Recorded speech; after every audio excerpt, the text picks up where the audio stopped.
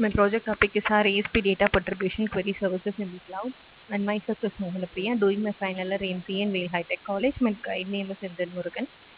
The aim of the project is to propose an RASP data perturbation method to provide a secure and efficient range query services for the protected data in the cloud. The abstract is that with a wide deployment for the public cloud computing infrastructure, the query services are becoming an advantage of scalability and cost savings. And we did not provide the data owner does not want to provide unless a confidentiality devices. That's why we are proposing RASP data perturbation method for the secure and efficient range of the query in the cloud. RASP is in the form of a random space perturbation, and in the existing system, hosting the query services increasingly popular advantages and increases scalability. And in the in the existing system, practically CEPEL has been produced, and OP is produced for vulnerable attacks. In the proposed system, it provides an RASP data perturbation for the unique combination of a random noise injection projection and for providing a strong confidentiality guarantee.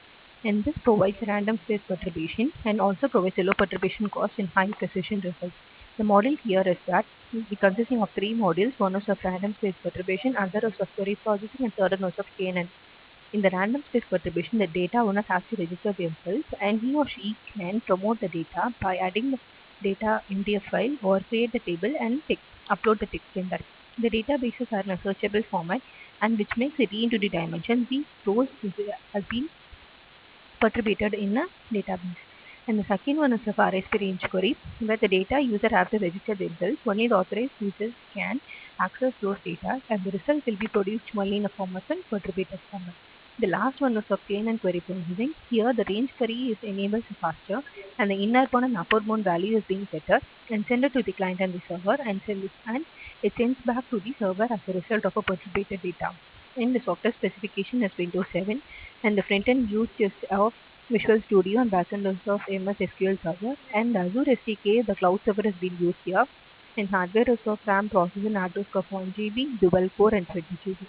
This is an architecture diagram where the data owner have to register themselves, and the data will be stored in a database. After that, authorized user can process the query, and they can fetch those data in a database. As a result, they get the perturbated data as a result.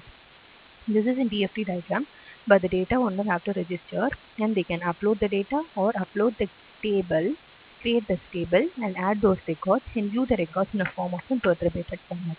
And here is a DFT diagram for the data user, where the data user can register and we can select the query in form of a range or a KNN query. And again, the data user can process the query by query processing method using a range